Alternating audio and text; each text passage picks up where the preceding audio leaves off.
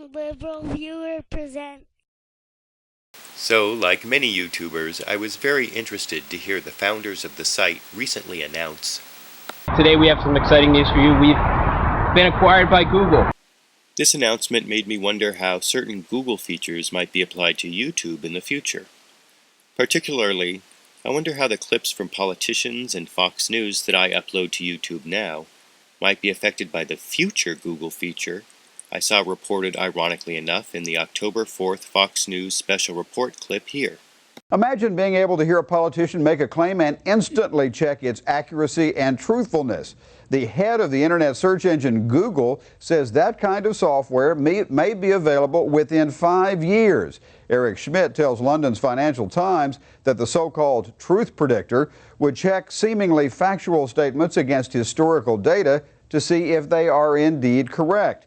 He predicts such a truth check could affect the outcome of the elections. Schmidt advises politicians to think as if, quote, every one of your voters is online all the time, then inputting, is this true or false? We at Google are not in charge of truth, he added, but we might be able to give a probability. So I'm wondering how a YouTube clip of President Bush or Fox News might look if you watched it on YouTube in the future with your Google Truth Predictor enabled.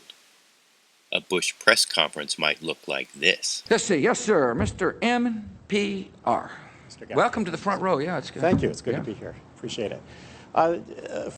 Following up on that answer, one of the things Democrats complain about is the way you portray their position in wanting to fight the war on terror. They would say you portray it as either they support exactly what you want to do or they want to do nothing. We hear it in some of your speeches. Is it fair to portray it to the American people that way?